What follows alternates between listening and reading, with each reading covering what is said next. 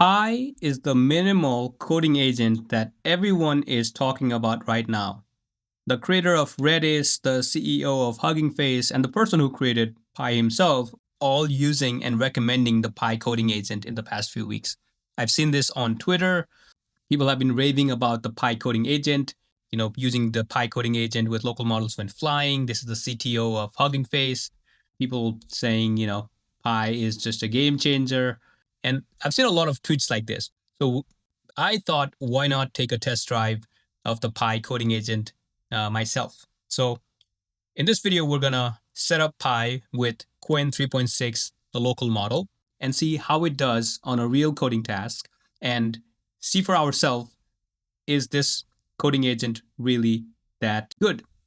So before we start, what makes Pi interesting, right? So Pi is a minimal terminal coding harness, which does not have all of these heavy stuff like a heavy system prompt.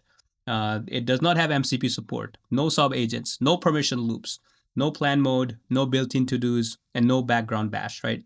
It just has 4 tools built in that lets you do things with it. This makes the coding agent interesting, especially for local models. Minimal harness and local models might just be the trick that makes local models usable a bit more than using other harnesses. So let's get into it. Let's start the Pi coding agent. If you're watching this, you're already serious about cloud and AI. And in 2026, with agentic workflows and AI on the command line, things are moving fast. If you want one-on-one help, whether it's AI, cloud architecture, interview prep, or your next career move, I'm available for calls. cloudyeti.io/meet, and I'll see you there.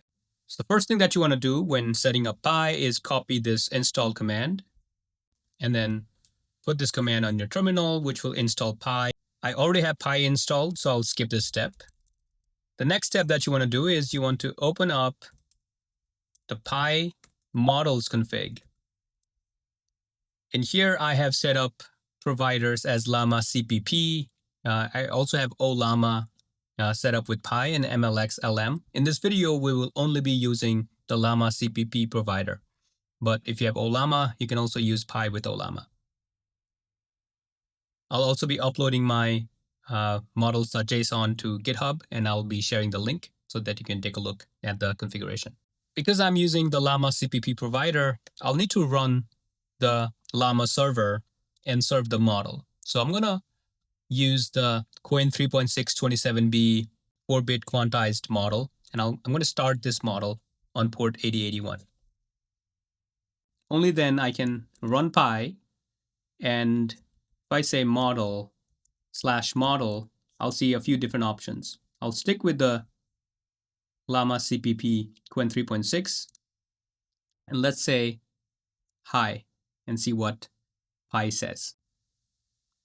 All right, Pi says, hi, how can I help you today? For the demo, what I have is a simple HTML file on which file I want to add a dark mode toggle. Right now, this HTML page does not have a dark mode toggle, and this is hurting my eyes a bit. So let's ask Pi to add a dark mode toggle. So I'll just say, can you add a dark mode toggle to this file and save it on dark mode.html. So I provided Pi location of the starting HTML file. And as you can see, Pi is very quick, right? Look at the speed of the output. Once again, this is a 4-bit quantized model, but this is a dense model, 27B, and it is really fast. The local inference is very fast. I can see what's happening, and I don't feel like it's slow at all. This is the plan. I'll create a dark mode with a working dark mode toggle. I'll use CSS custom properties for easy theming and JavaScript to toggle a class on the body or HTML element. So it's doing its thing.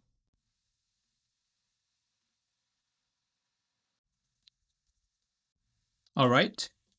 After a couple of minutes or so, Qwen says it's done. It's saved to dark mode.html. So this is the result. And if I use the toggle, it is indeed working. And now I can use this page on dark mode. So Pi did this really well, and everything seems smooth. The model is running fast. It's doing its job, all while being this minimal coding agent that you can use. So I don't have a lot of uses with Pi right now. I just have installed it and have been doing some test for this video. But as I do more things with Pi, I'll report back on the top comment in this video, or maybe even come up with a follow-up video to show you how I've been using Pi in the coming weeks. If you have any experience with Pi, if you have used Pi, and if you have some tricks that you can share with us, please do so in the comments below. If you've been wanting to use Pi, tell us why you haven't used Pi. And if you have used Pi and don't like Pi, tell us why as well in the comments below. If you have any other ideas for videos that you want me to create, put those in the comments as well. Thank you so much for watching this, and I'll see you in the next video.